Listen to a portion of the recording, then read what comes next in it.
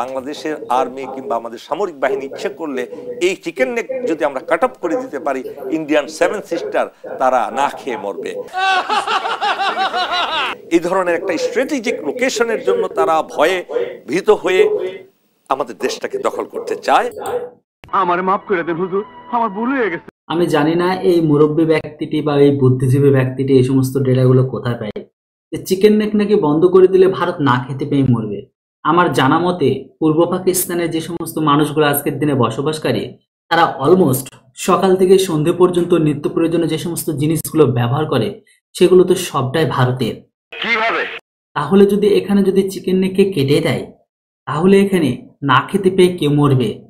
এই প্রশ্নের উত্তর জানা থাকলে অবশ্যই আপনারা লিখে জানান। আর রইল চিকেন নেক কেটে যাবার কথা, জানি না চিকেন নেক কাটলে হয়তো পুরো বাংলাদেশটাই ভারত দখল করে নিতে পারে।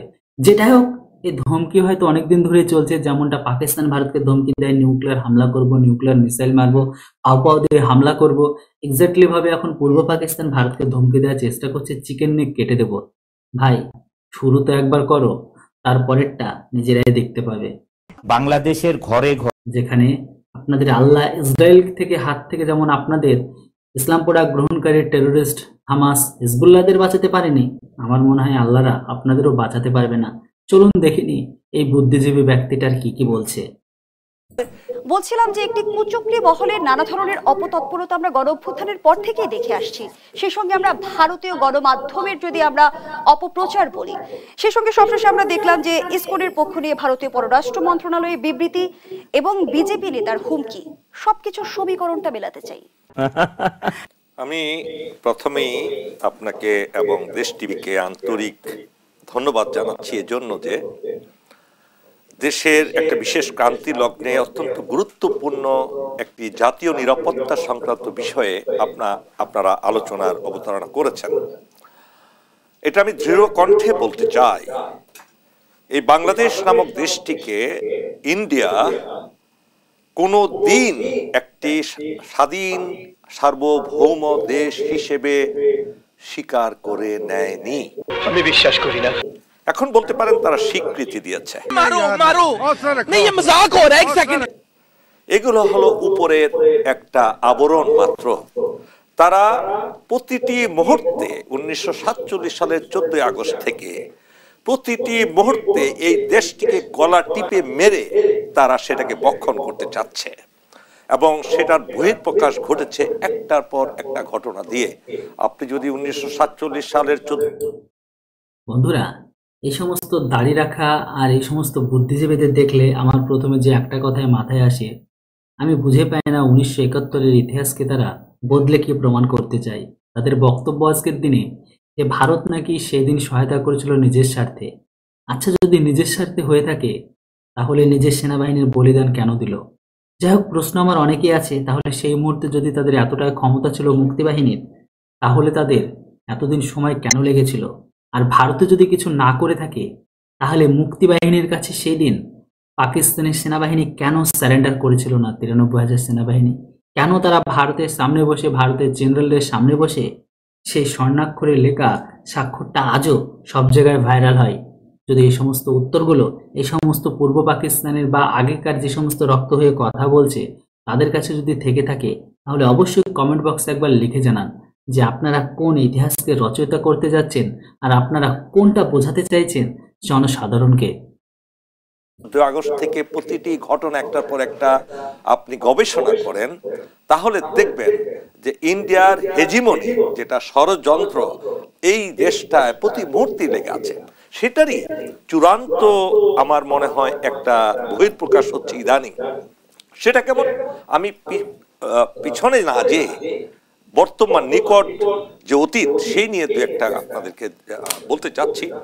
এই ফ্যাসিস্ট হাসিনা, যেটা ফ্যাসিস্ট আওয়ামী লীগ, এই সরকারটা এই দলটাই গঠন করেছিল ইন্ডিয়ার অর্থায়নে, ইন্ডিয়ার সরাসরি তাদের হস্তক্ষেপে এই দলটি বাংলাদেশকে ধ্বংস করার জন্য তারা তৈরি করেছিল সেই অনেক আগে।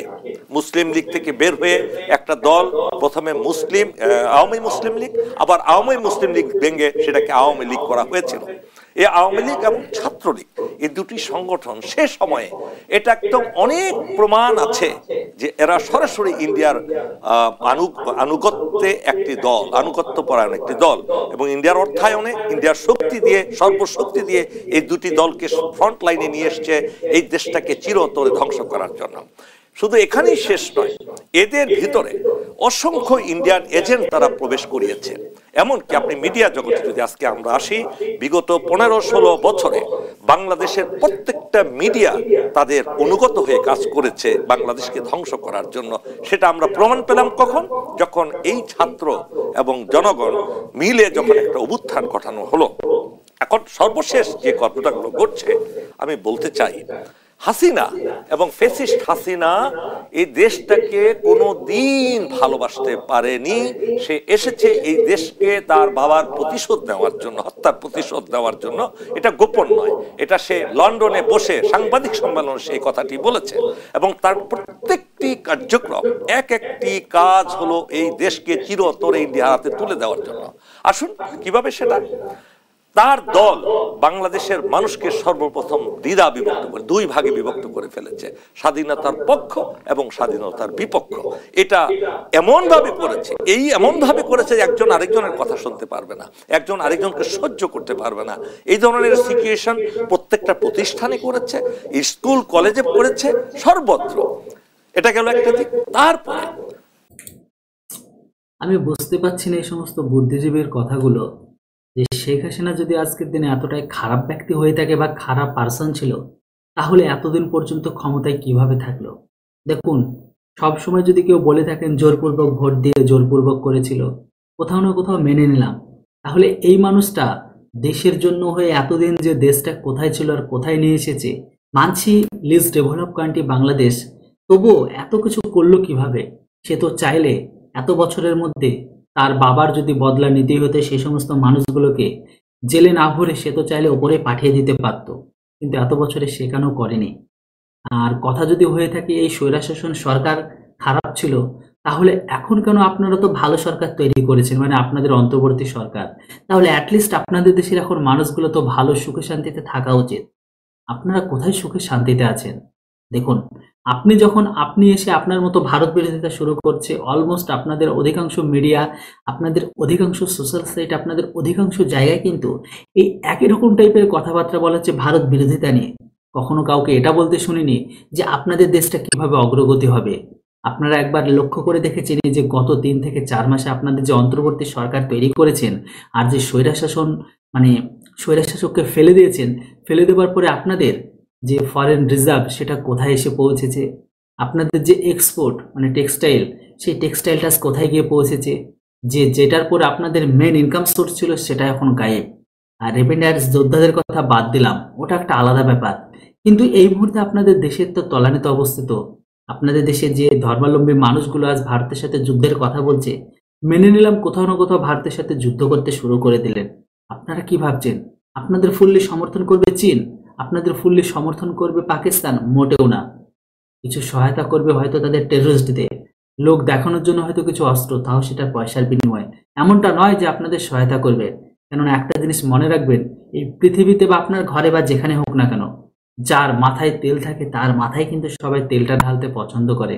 আশা করি আমার এই কথাগুলো বিশেষ করে কোনো বুদ্ধিজীবী পার্সন থাকলে বুঝে যাবেন। আর রইল বাকি যুদ্ধের কথা আর 7 সিস্টার ডিভাইডেড করার কথা, জাস্ট একবার কোন একটা ছোটখাটো পদক্ষেপ নিয়ে দেখুন আপনাদের অবস্থাটা কোথায় থেকে কোথায় নিয়ে যায়। যদিও এই মুহূর্তে অনেক কিছু বলতে পারছি না দেশের সুরক্ষার কারণে, তবে এতটুকু বলতে চাই, ভারত বিরোধিতারা আপনারা যতটা শুরু করেছেন আর দেশকে, আমাদের ভারতের মাঠ আর আমাদের ভারতের পতাকাকে অপমান করে যে জায়গায় আপনাদের নিজেদের জায়গাটাকে তৈরি করেছেন, আপনারা মনে হয় ভারতের কাছে আর ভালো কোনো কিছু কখনো আশাই করবেন না। জানি বাংলাদেশের অধিকাংশ মানুষ খারাপ নয়, এর মাঝে কিন্তু অনেক মানুষ আছে যারা ভারতের কৃতিত্ব, ভারতের অবদান তারা মান্যতা দেয়, কিন্তু এর জন্য সবাইকে খারাপ বলতে পারি না বা সবাইকে ভালো বলতে পারে না। যদি পার্সেন্টেজ ওয়াইজ দেখি তাহলে আপনাদের 60 থেকে 70% মানুষ কিন্তু ভারত বিদ্বেষী। চলুন বন্ধুরা দেখে নিই এই ভারত বিদ্বেষী ব্যক্তি বা এই বুদ্ধিজীবীটা আরো কি কি বলছে? সর্বপ্রথম যে জায়গাটা হাত দিয়েছে হাসিনা সেটা হলো বিচার বিভাগকে ধ্বংস করেছে। সে বিচার বিভাগে তার অনুগত লোকগুলোকে নিয়ে সে তার ইচ্ছা মতো সেখানে নিজের লিখিত রায় শুধু বিচারপতিদের দিয়ে স্বাক্ষর করিয়েছে। এখন এই পরিস্থিতি যে সৃষ্টি হয়েছে এটা আরো বিশাল পরিকল্পনার অংশ। সেটা কেমন? তারা জানতো এক সময় দেশের মানুষ তাদের কথা শুনবে না, তারা বেঁকে বসবে, তারা প্রতিরোধ গড়ে তুলবে। তখন তারা শুরু করলো এই দেশের সমস্ত অর্থবিত্ত বিদেশি যত যেটাকে বলা হয় আমাদের ফরেন রেমিটেন্স বলেন, একটা দেশের সঞ্চয় বলেন, যেটাকে বলা হয় রিজার্ভকে শূন্য করে দিয়েছে। এই রিজার্ভের সমস্ত টাকাগুলো হাসিনা এবং তার দলের লোকেরা তারা এটা বিদেশে পাচার করে সেই অর্থকে এখন ব্যবহার করছে এই দেশকে ধ্বংস করার জন্য। সেই অর্থের মাধ্যমে এবং অন্যান্য যে সমস্ত মাইনরিটি গ্রুপের যেগুলো যারা দেশকে ভালোবাসে না, তারা এই অর্থের মাধ্যমে দেশের মানুষকে প্রতারিত করছে, অর্থের লোভ দেখিয়ে আন্দোলনের কথা বলছে, ছাত্রদেরকে প্রতারিত করছে। এমনকি আপনার রিক্সাওয়ালা থেকে শুরু করে যারা দেশের বিভিন্ন খেটে খাওয়া মানুষ, তাদেরকে বিভিন্ন লোভে ফেলে দিয়ে দেশে একটা বিশৃঙ্খল পরিস্থিতি তৈরি করছে একদিকে। আরেকদিকে ইন্ডিয়ার সাথে হাত মিলিয়ে আবারও এটা করদ রাজ্য হিসেবে প্রতিষ্ঠা করার জন্য তারা করছে কি, বাংলাদেশের দুটো ইম্পর্টেন্ট জায়গা আছে, চিকেন নেক বলা হয়, আপনারা হয়তো নাম শুনেছেন কিনা জানি না। একটা হলো আমাদের পঞ্চগড়, যেটা তেতুলিয়া থেকে মাত্র 21 কিলো, একটা চিকন একটা জায়গায় 21 কিলোমিটার যেটা ব্যাসার্ধ প্রস্থ, সেই জায়গাটা ইন্ডিয়ার জন্য একটা ভয়ঙ্কর জায়গা। কেননা আমাদের বাংলাদেশের আর্মি কিংবা আমাদের সামরিক বাহিনী ইচ্ছে করলে এই চিকেন নেক যদি আমরা কাট আপ করে দিতে পারি, ইন্ডিয়ান 7 সিস্টার তারা না খেয়ে মরবে। এই ধরনের একটা স্ট্র্যাটেজিক লোকেশনের জন্য তারা ভয়ে ভীত হয়ে আমাদের দেশটাকে দখল করতে চায়। এবং এটা হলো একটা চিকেন নেক। আরেকটা চিকেন নেক হলো আপনারা মুহুরী নদী, যেটা আমাদের এই বুদ্ধিজীবীর কথা অনুসারে ভারত নাকি পূর্ব পাকিস্তানকে দখল করতে চায়। আচ্ছা, এটাই যদি হতো তাহলে তো ভারত সেই দিনই দখল করে নিত। কেননা ভারতের যদি ওরকম টাইপের ইচ্ছা থাকতো যে ভারত পূর্ব পাকিস্তানের উপর শাসন কায়েম করবে, নিজেদের ক্ষমতাকে আধিপত্যকে বাড়াবে, তাহলে তো ভারত সেই দিন চাইলে সম্পূর্ণ এগ্রিমেন্টে করে নিত। কেননা পৃথিবীতে কোথাও না কোথাও এমন কোনো জায়গা নেই যেখানে মানুষ বিনা স্বার্থে কোনো কিছু করেছে। সেখানে তো আমাদের মতন একটা দেশকে তৈরি করেছে, শুধু তৈরি করেনি, দেশটাকে সেদিন স্বাধীনতা এনে দিয়েছে। ভারতের সেনাবাহিনী সেখানে তাদের দেশের উৎসর্গে নিজেদের প্রাণকে বিসর্জন দিয়েছে। সেই দেশে সেই টাইমে অনাথদের থেকে শুরু করে সেই টাইমে যে সমস্ত মানুষগুলো ভারতে এসেছিল, লক্ষ লক্ষ মানুষ, তাদের 3 বেলা খাওয়ানো, তাদের চিকিৎসা, তাদের অসুখ বিসুখ A to Z দিয়ে সহায়তা করেছে। সেই টাইমে কিন্তু ভারতের অর্থনৈতিক অবস্থা ভালো ছিল না। সেই টাইমে যে ভারত এত কিছু করলো, ভারতের ভেতরে যদি এরকম কোনো একটা থাকতো তাহলে কিন্তু ভারত সেই দিন এগ্রিমেন্ট করে নিত যে বাংলাদেশ যত স্বাধীন হোক না কেন, বাংলাদেশকে যে ভারত যা বলবে সেটাই হবে। এমনটা কিন্তু হয়নি। ভারত কিন্তু সেদিন বাংলাদেশকে সম্পূর্ণ একটা স্বাধীন বা আলাদা দেশ হিসেবে স্বীকৃতি করে দিয়ে সেই দেশটাকে আলাদা করে দিয়েছিল। আর যদি কথা হয় বাংলাদেশকে ভারতের ভেতরে নিয়ে নেওয়ার, বাংলাদেশ তো ভারতের অলরেডি আগেই অংশ ছিল। ভারত যদি চাইতো সেটা অনেক আগেই নিয়ে নিত। আর আপনারা যদি এতই বাড়াবাড়ি করেন, আপনারা যদি এতই ভাবেন, তাহলে একবার ভারতের সাথে পাকিস্তানকে মিলে একবার জাস্ট ট্রাই করেই দেখুন, ঠোকা দিয়ে, দেখি ভারত কি করতে পারে, তাহলে বাকিটা আপনারা বুঝতে পারবেন। আর 7 সিস্টারের কথা যে বলে আপনারা ধমকি দিচ্ছেন, আপনারা বিষয়টাকে যতটা ডিপলি দেখছেন, ব্যাপারটা অতটা ডিপলি ভাবার কিছু নেই। কেননা আপনারা নিজেরাও সম্পূর্ণ নয়, আর আপনারা সম্পূর্ণ অ্যাটাক করতে গেলে আপনাদের অবস্থা কি হবে সেটা আমরা জানি। কেননা আপনাদের জেনারেল মেজরগুলো যেভাবে স্টেটমেন্ট দিচ্ছে, ওতে বোঝা যাচ্ছে আপনাদের পিছনে অনেক ভারী পড়ে গেছে। এই কারণে ভারী পড়েছে কেননা একটা দেশে যুদ্ধ করার জন্য বৈদেশিক মুদ্রা ভান্ডার অর্থাৎ ইকোনমি বা অর্থাৎ অর্থনীতি, সেটা সব থেকে স্ট্রং থাকা প্রয়োজন। আপনারা লিখে দিন তো আপনারা কয়েক ঘন্টা ভারতের সাথে যুদ্ধে টিকে থাকতে পারবেন। আমার তো মনে হয় অনেকে বলে 3 ঘন্টা, 4 ঘন্টা, 5 ঘন্টা বা 1 দিন, 2 দিন, 3 দিন। আমার তো মনে হয় ভারতের তরফ থেকে ছোটখাটো মিসাইল হামলা হতে লাগলে আপনাদের তো লুঙ্গি ভিজে যাবে। অলরেডি আপনাদের অনেকের লুঙ্গি ভিজে গেছে। চলুন বন্ধুরা দেখে নি আর কি কি বলছে বাংলাদেশের বুদ্ধিজীবীটা। চিটাগংকে বাংলাদেশের সাথে একটা আলাদা করে দিয়েছে এই অংশটুকু, খুবই অল্প জায়গা।